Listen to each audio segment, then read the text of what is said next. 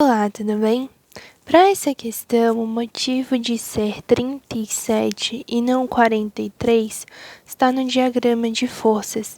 Uma coisa que a gente pode ter uma leve confusão aí é na hora de somar essa tração, de entender para onde que essa tração está atuando, se é para cima ou se é para baixo, né? Então, a gente pode aqui fazer o diagrama de força para a gente entender melhor como é que funciona. A gente aqui tem o mar, né? E a gente tem uma bomba. A questão diz o seguinte, ó, a bomba tem ar suficiente para flutuar.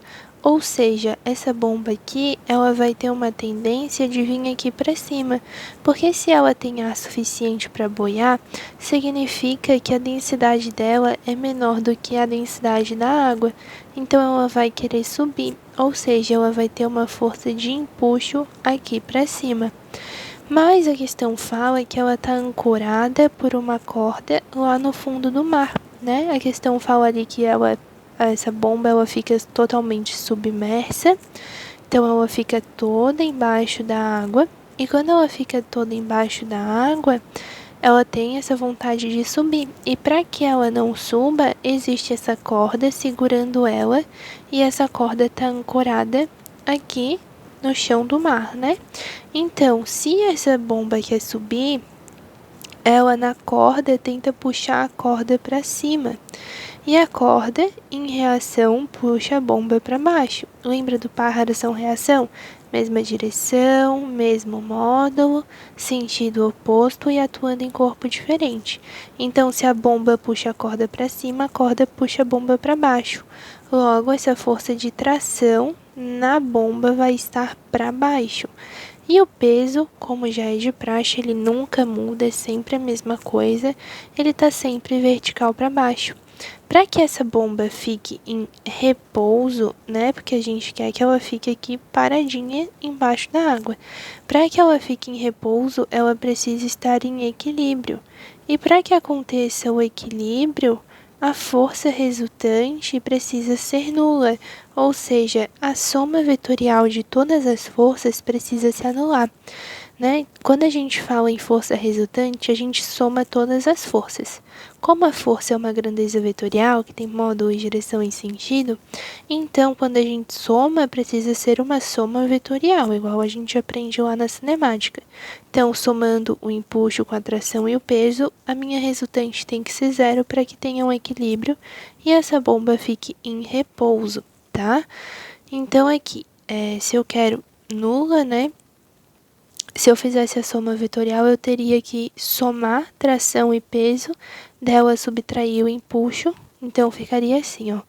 Né, que a gente soma tudo que está para o mesmo lado, peso mais tração, e subtrai o que está para o lado oposto. E isso deveria ser zero, porque a resultante é zero. Então, eu posso passar o empuxo para lá, e tenho essa equação aqui, que foi a equação que eu fiz aqui para você, que determina o equilíbrio, tá? Então, peso mais tração, que está para baixo, a resultante dessas duas forças deve ser igual ao empuxo, porque estando em sentidos contrários, elas se anulam, geram uma resultante nula que deixa em repouso e equilíbrio. Então, se a bolinha aqui quer subir, a corda aguenta a bomba, né, dentro do mar. Então, essa tração é para baixo.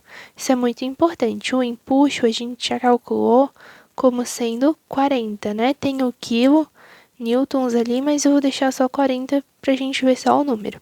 O peso é 300 quilos vezes 10, que é igual a 3.000 newtons, que é igual a 3 quilonewtons. Então, o peso é 3. E a tração é o que eu quero descobrir. Aí, eu só venho aqui e subtraio. 40 menos 3 é igual a tração.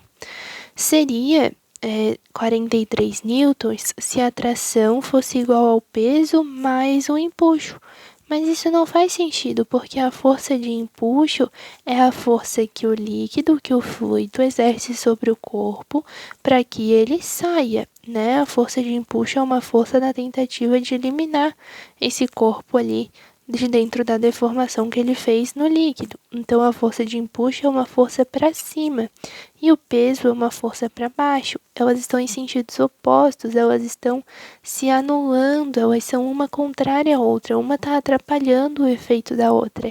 Então, ao invés de somar, a gente precisa subtrair essas duas.